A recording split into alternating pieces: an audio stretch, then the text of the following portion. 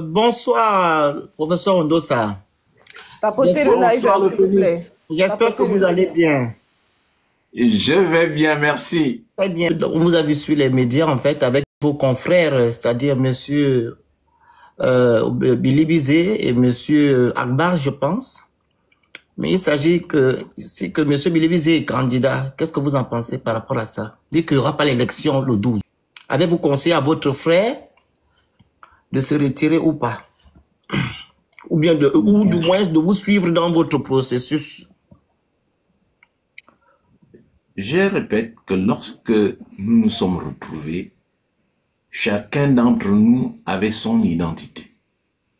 Mais dès lors qu'on vient me trouver pour me dire qu'on dit la même chose que moi, j'écoute et j'accepte. Mais chacun avait l'attitude d'aller dans sa voie. Moi, Billy Bizet, qu'est-ce qui m'intéressait en lui? Un, qu'il reconnaisse que c'est Ondosa qui a gagné. Deux, qu'il dise à Oligui qu'il faut remettre le pouvoir à Ondosa. Trois, qu'il dise à Oligui que la voie qu'Oligui suit n'est pas bonne.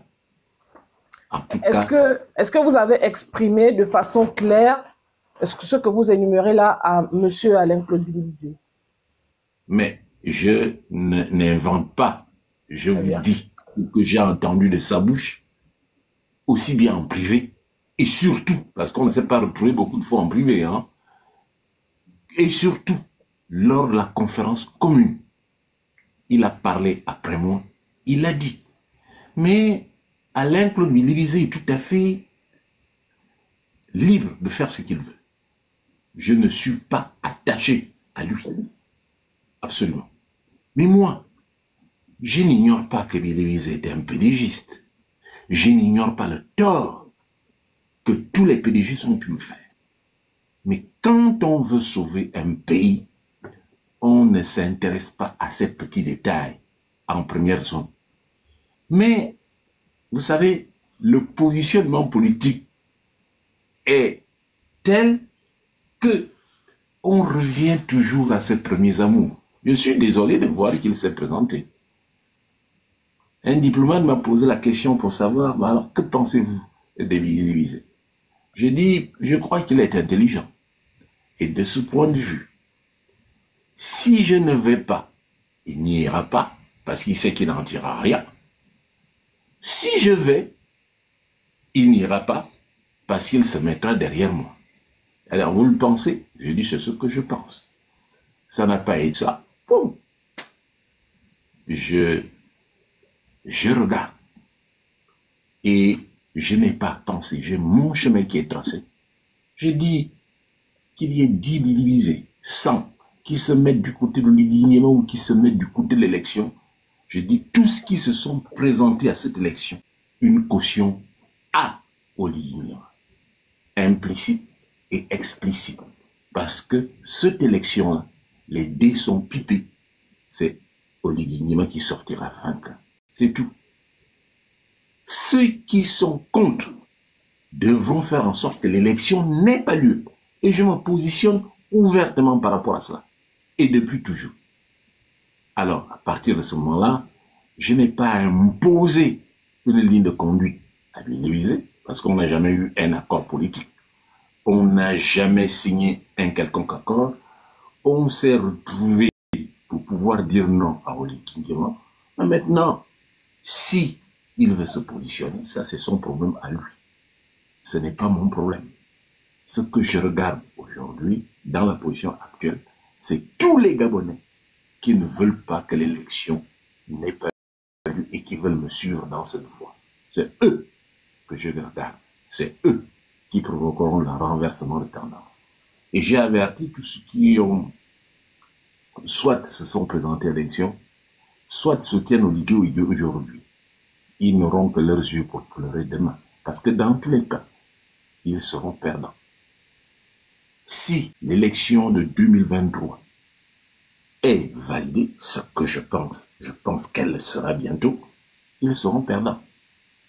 Si Oligui Nguema vient au pouvoir, ils seront perdants parce qu'il va leur régler les comptes. Il n'oubliera pas qu'on l'a insulté. C'est à eux de se raviser pour revenir à la raison et défendre les vrais intérêts et les demain. Voilà ce que je dis. Et tout à l'heure, vous avez dit qu'il y aura l'élection le 12 et qu'il faille que les jeunes, la jeunesse, soit de votre côté, en fait, pour mettre fin à ce processus. Est-ce que vous pensez que la jeunesse est avec vous actuellement, comme en 2023, pour vous accompagner dans ce processus-là? Eh bien, je pense que la jeunesse est avec moi. Je le pense. Mais il ne s'agit pas de penser. Il faut qu'elle en vienne à des actes de manière expressive. Il existe des moyens démocratiques, des moyens politiques, des moyens diplomatiques pour faire reculer Oligui. Oui. Et en 2023, la diaspora a été pour beaucoup dans la défaite d'Ali Bongo. La diaspora a été pour beaucoup en 2025, en 2024-2025 pour le référendum. Car c'est les votes de France qui m'ont permis de véritablement donner les vrais résultats du référendum au Gabon. Ce qui veut dire que, précisément, vous avez une voix qui porte. Vous êtes à l'extérieur. Et ensuite, vous avez certainement des contacts avec des sphères politiques de là où vous vous trouvez. C'est l'occasion ou jamais de multiplier ces contacts, de travailler comme vous savez le faire. Et vous d'un côté, moi de l'autre, nul doute, les actions vont concorder. Et on a 10 jours pour qu'Oligui s'en aille pour de bon. Quitte le pouvoir et regagne effectivement la caserne. Voilà ce que je dis. Et ce que j'attends, c'est d'abord un soutien. Dès lors qu'il y a ce soutien, je vous assure que l'extérieur, j'ai entendu dire que j'en profite, quelqu'un a dit, mais Ndossa nous dit comme ping parce qu'il a un carnet d'adresse. Ah non, Ndossa, moi je n'ai jamais parlé de carnet d'adresse. Non. Je connais des personnes. Et j'ajoute, et je l'ai dit hier, que j'ai eu la chance d'être économiste d'un niveau relativement bon et d'être connu comme économiste sur le plan international. Cela nous vaut de connaître les grands économistes du monde. Et derrière chaque chef d'État au monde, il y a un économiste. Donc, j'ai la parfaite information de ce qui se fait effectivement dans les cabinets présidentiels, dans les décisions qui sont prises, dans les orientations qui sont prises. Aussi bien ce qui est dit que ce qui n'est pas dit. À partir de ce moment-là, je pense qu'il suffit peu pour qu'Oligui ait une pression qu'il n'a jamais connue dans sa vie et qu'il vide le plancher. Voilà ce que je dis. Alors, une dernière question. Par rapport à l'élection, nous constatons aujourd'hui, voilà, que M. Oligui a fait venir tous les PDGistes. Hein. Quand on regarde sa liste, les gens qui sont des coordinateurs dans son truc de campagne, là, il n'y a que des PDGistes. Et certains Gabonais s'offusquent aujourd'hui en disant que non, c'est pas normal. Quel message pouvez-vous donner à ces personnes-là? Les gens qui pensaient qu'Oligui n'est pas PDGiste, qu'il ne peut pas travailler avec des PDGistes et qu'il ne doit pas avoir des PDGistes dans son équipe de campagne. Dans son équipe de campagne. Oui. Exact. Alors, ce que je peux dire, c'est que l'erreur est humaine. J'ai leur demandé une seule chose, reconnaître qu'ils se sont trompés. Parce que dès le début, je leur ai dit qu'ils se trompaient. Et ils n'ont pas voulu effectivement m'écouter. Je leur ai dit, Oligui est PDGiste. Ça, véritablement, ça ne souffre pas d'ambiguïté. Et quand il dit qu'il n'est pas PDGiste, il tient un discours faux. Oligui est PDGiste. Et vu la manière dont il a évolué et dont il a fonctionné par le passé, il ne peut choisir que dans son entourage. Il connaît qui en dehors de son entourage. Il ne connaît que des pédégistes, donc il faudrait qu'il fasse appel aux pédégistes. Et quand il est en danger, il fait appel à sa maison mère. Donc, je dis qu'ils ont fait preuve de naïveté, qu'ils reviennent à la raison pour reconnaître qu'ils se sont trompés et qu'ils se mettent sur le bon chemin derrière moi pour que, avec moi, nous mettions Oligui Nguema hors d'état de nuit. Monsieur Ndossa, il y a Monsieur Melchi depuis YouTube qui dit Oligui Nguema a-t-il réellement payé toutes les dettes du Gabon? Moi, je n'en sais rien. C'est sa déclaration. Alors, Quand une dette est payée, ce n'est pas une déclaration. C'est la déclaration d'Oligui Nguema. Moi, les informations les plus fiables viennent des rapports des organisations, des institutions internationales, surtout des institutions de Bretton Woods. Le fonds a un accord avec un pays, fait des revues à mi-parcours. À l'issue de ces revues, il y a un rapport qui est toujours fait. Rapport du fonds international. C'est signé depuis Washington. Et c'est là qu'on voit comment ça se passe. Donc une déclaration de Oligui Nguema qui en plus passe par Gabon 1er et Gabon 24 est nul pour moi et nul effet. Ça n'a aucun prix. Parce que tout ce qui sort du Fonds monétaire, je le vois. Et je n'ai rien vu dans ce sens. Deuxième question de Dimitri. Il dit, quels sont les mécanismes institutionnels aujourd'hui pouvant réhabiliter les réels résultats de 2023, sachant que toutes sont nées pour la transition avec un filigrane, la dissolution du CGE. Alors, pour rappel, nous sommes à 837 personnes sur YouTube. Hein. On vous écoute. Bon, c'est des questions qui sont un tout petit peu difficiles auxquelles il m'est très difficile de répondre. Pourquoi? Parce qu'une question qui est dans la logique du PDG, je suis mal placé pour y répondre. Oligui Nguema, il a tracé son chemin. Je fais ci, je fais ça, je fais ci, je fais ça. Moi, j'ai dit, je ne rentre pas là-dedans. Donc, ça trace son chemin, il n'y aura pas d'élection et Oligui Nguema ne viendra pas au pouvoir. Moi aussi, je trace mon chemin, j'ai ma tactique, j'ai ma stratégie et j'essaie d'amener le maximum de Gabonais à ma tactique et à ma stratégie. Bon. Donc, ne me parlez pas des choses qu'Oligui Nguema déclare, je n'ai rien à faire avec ça. Ok. Alors, qu'est-ce que le professeur fera si Oligui Nguema est élu président du Gabon lors des élections du 12 avril? La dernière question. Alors, la troisième question, si Oligui Nguema est élu président de la République, il ne peut pas être élu président de la République. Pourquoi? Parce que lui-même, c'est un faussaire. C'est un putschiste. Un putschiste ne peut pas être élu. Il ne permet à un putschiste d'être élu.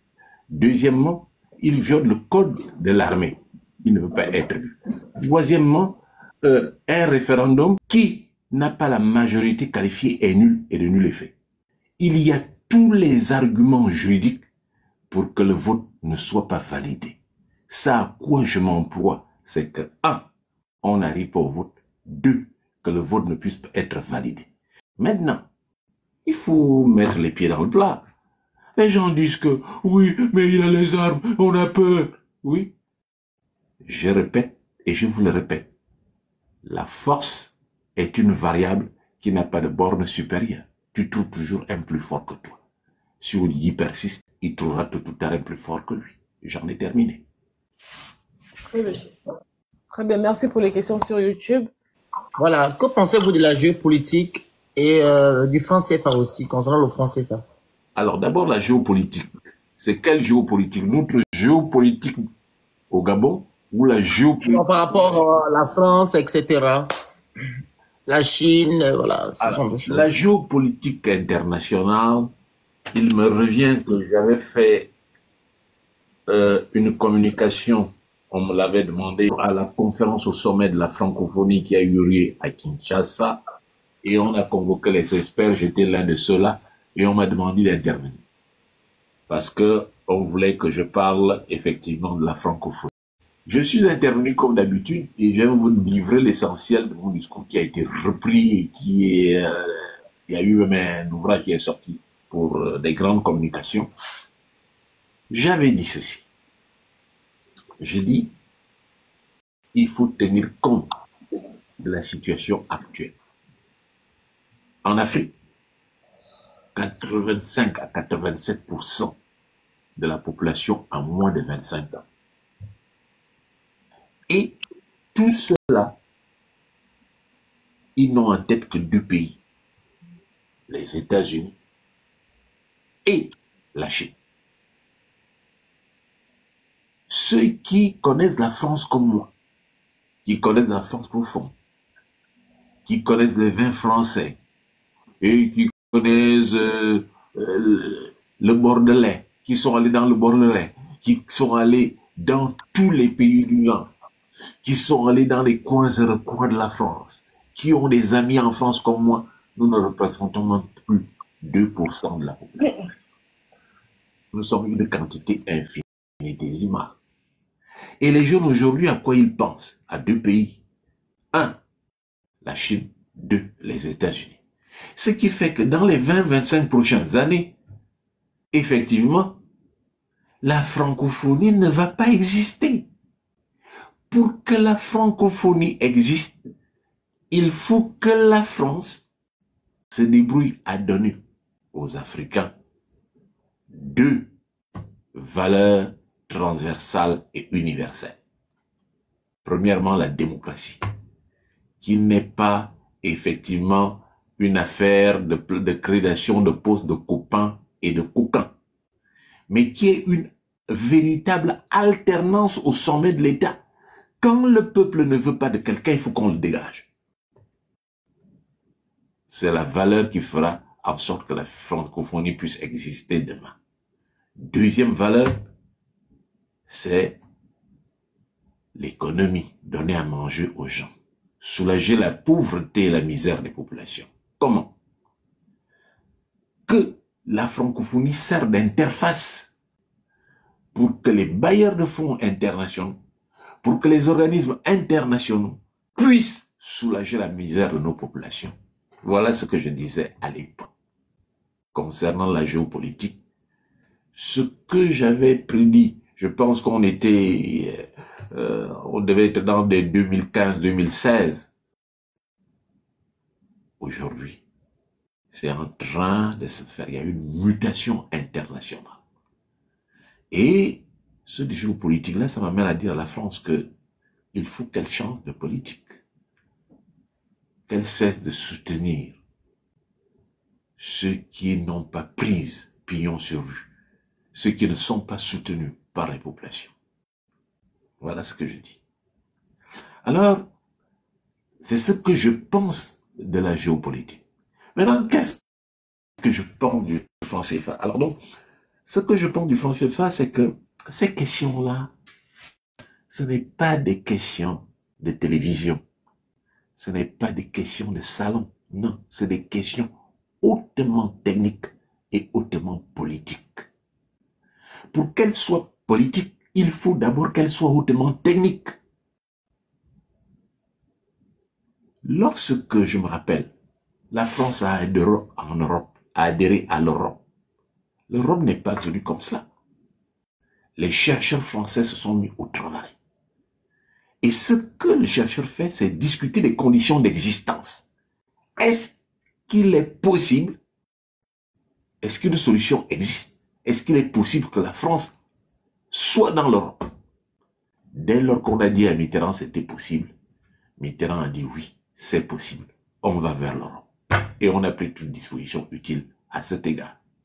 Ce qui veut dire que pratiquement, ce n'est pas le type de question où on vient à la télévision dire oui, allez, on quitte la zone franc où on entre. Non.